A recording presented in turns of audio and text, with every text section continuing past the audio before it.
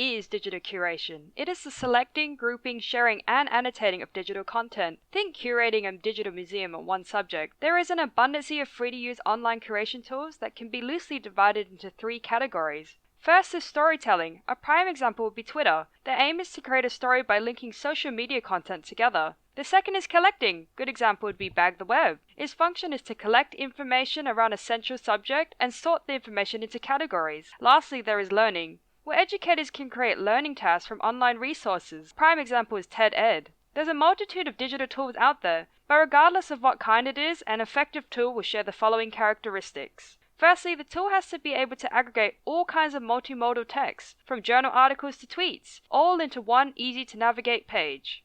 It also must allow users to organize the content, letting curators form subcategories and so forth. But most importantly, the tool should allow users to annotate to provide context to the choice of content shared. Oh yes, the ability to share your curation is very important, as this allows others to view, comment, and hence collaborate in your project. Once you've found the digital tool that supports all of these, and you found a purpose, well then you're ready to digitally curate. But what does this mean for educators and students? Why promote digital curation over more traditional methods of information sharing? At a pedagogical level, it supports student-centered learning, giving students the autonomy to learn via this inquiry-based method.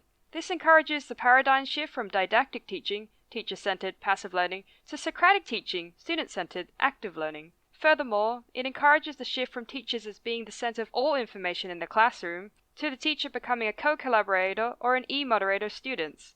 After all, digital curation is about sharing information and collaboration. This supports a social constructivist model that encourages collaborative learning via peer interaction. In this case, peers collaborate via digital curation to learn about a topic, while this is structured by the teacher. This increases active engagement and the readiness for students to learn. On a skill-based level, digital curation involves the ability to comprehend multiliteracies, as students become familiar with and learn how to filter relevant information from a variety of different text types from video, audio, written, and so forth. It also helps students to learn critical literacies, as they can learn to critically review sources for text biases and the credibility of author or source. All these skills and critical thinking abilities promotes familiarity with digital literacies. It all sounds pretty good, right?